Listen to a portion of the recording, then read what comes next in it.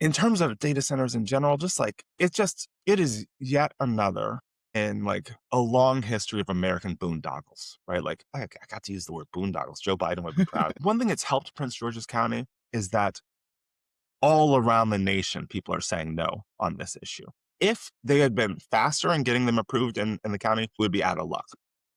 They were slow enough that all around the country, people were saying we don't want this. So it was a lot easier for folks to sort of get on board on this issue. So much credit to the organizers like the No Land Over Data Coalition. Seeing the work those folks have done, like that is what it is to be an organizer. I am an organizer I can't say by trade because I don't get paid, but I've got a long By history of passion, organizing with. yeah. Yes, thank you. I've got a long history of organizing with DSA. So like when I see people do it, I am like just intensely impressed, super touched.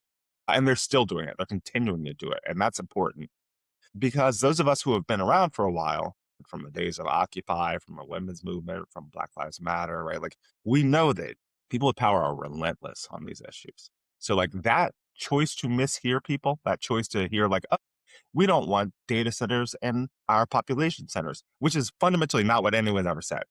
No one was ever like, oh, we don't want data centers in my neighborhood. This wasn't a NIMBY issue. People said, we don't want them in the county.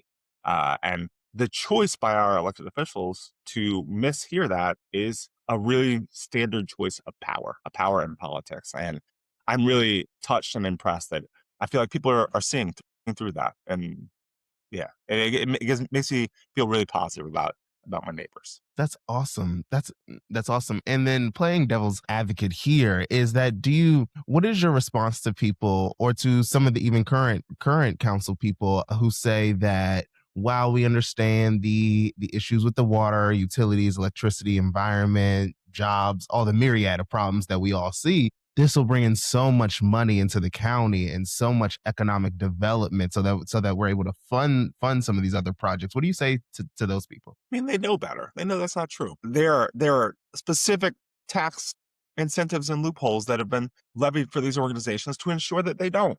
So what's frustrating to me is that my stance on against data centers is not like set in stone. It is, to me, in an ideal world, we would be capable of regulation. America's not capable of regulation. Maryland is not capable of regulation. Prince George's County in particular is not capable of regulation.